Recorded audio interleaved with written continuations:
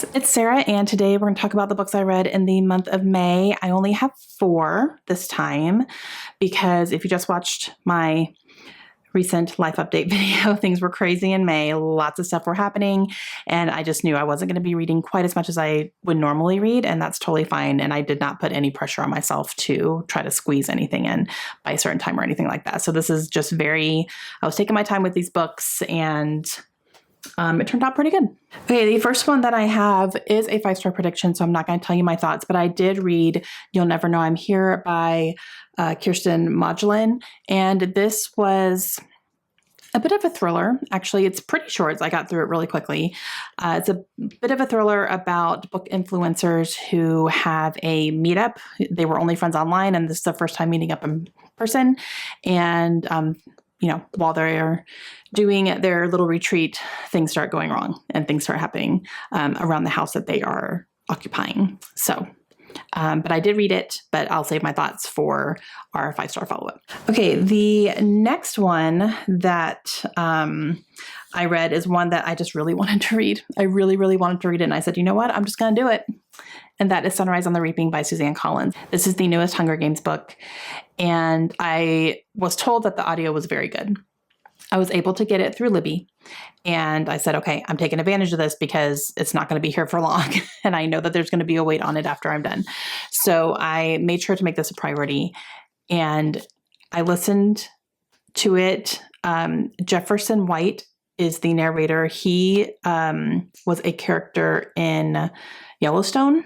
He played Jimmy. If you watched Yellowstone, he played Jimmy, and he was fantastic as a narrator. Like, I would listen to him narrate other books. It was great.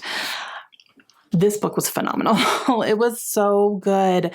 And I had heard so many good things about it, and I was afraid that it was getting hyped up. But the most recent book, Songbirds and Snakes, was not received well. I personally enjoyed that book, but a lot of people didn't. So I was kind of like, is it overhyped? But then again, people are critical. And, if a lot of people are saying it's really, really good, maybe it is. Oh, it is. It is very, very good.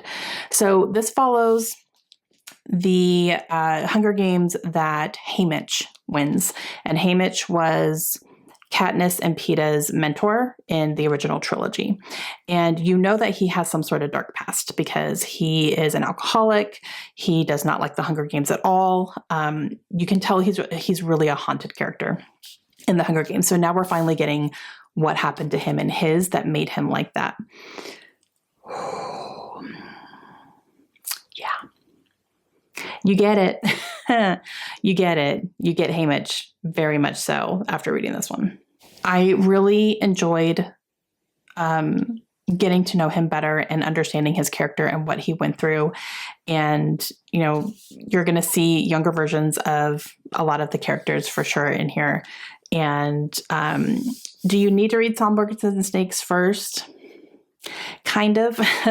There are characters that are mentioned in here that are in Songbirds and Snakes, and they're referenced to the point where if you didn't read that, you wouldn't understand. So I would say maybe yeah. But this one, honestly, guys, is so, so, so, so good. So even if you didn't like the other one, please pick this up. This is like a chef's kiss. This felt like reading the original trilogy, and I absolutely loved it. I gave it 5 stars. And then the next one that I completed was a book for our book club. And it also just happened to be the book that Lindsay picked for me when I was picking a TBR, like I was reading like Lindsay. And this is the one she screamed at me that she would want me to read. And that's The Frozen River by Ariel Lawhon. This is another one that I listened to. Jane Oppenheimer was the narrator, and she was fantastic as well. And I absolutely loved this book. This is a quiet book because it is set in the late 1700s. And so there's not, it's not like action-packed, blah, blah, blah, blah, blah. It's not like that. It's a very quiet book, but it was so incredibly interesting the entire way through. I was never bored. And this is not a small book, guys. This is a pretty long book. I was never, ever, not once bored. And I loved Martha, our main character. I loved her husband, Ephraim. I loved their relationship together. They are goals. Oh my gosh, I loved it so much. I loved also her connection to the rest of the people who lived in her village as well. So Martha is a midwife, and she is delivering almost all the babies, like in their general area. You see her deal with men who don't like that. You see her deal with a court system that very much does not appreciate women at all. And there are multiple things happening here. So there is a body that is found in the river, and that stems to another crime that has happened to someone that she knows really well. And she's kind of a part of this in that she's treating this woman as a patient, and she knows what happened to her. And she was there in the aftermath and everything. So she's part of this whole case and going to the courts and like giving her testimony and saying, no, this is how it is. And these people are trying to cover it up and blah, blah, blah. And all, she's fighting, with very prominent men in their society. And she never backs down. She never backs down. Like she's my hero. She really is. And so you go through all this with her, and then you see things happening with her and her family and other people and their families. And, she's just a part of these people's lives in such a very intimate way because of her job. Now, the author's note in here, I really encourage you to not skip that because she talks about the fact that Martha Ballard was a real person. She really was a midwife, and she had a record for delivering a certain number of babies, and she never, ever lost the mother.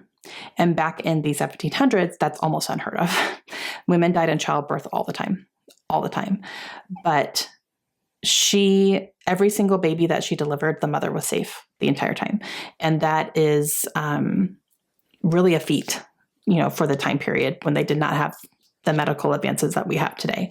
So that's really incredible. I loved learning more about Martha in the author's note in here, and how Ariel found out about her and, decided to kind of tell a fictionalized story of her life. It's really, really fascinating. So I absolutely love this. Definitely 5 stars. Will probably be on my favorites of the year. Loved. And then number 4, I completed my reread of The Nightingale by Kristen Hanna.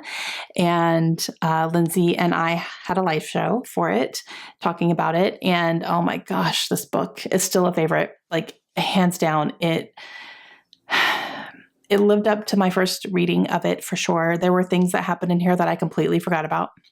So I'm really happy that I reread it and have it a little bit more fresh in my mind now. But I consider this like my number 3 book of all time.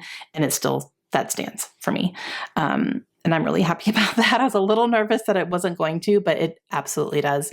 I loved it. I love the writing. I love the characters. Isabel was so brave, and Vianne was also brave, and just in a different way. And just really what you are forced to do in wartime, making decisions you would never, ever make otherwise, it was so heartbreaking. And yeah, it's beautiful. I loved it. Okay, guys, those are the 4 books that I read in the month of May. Let me know how your month of reading went. I would love to know, and I will see you again soon. Hope you have a great day. Bye.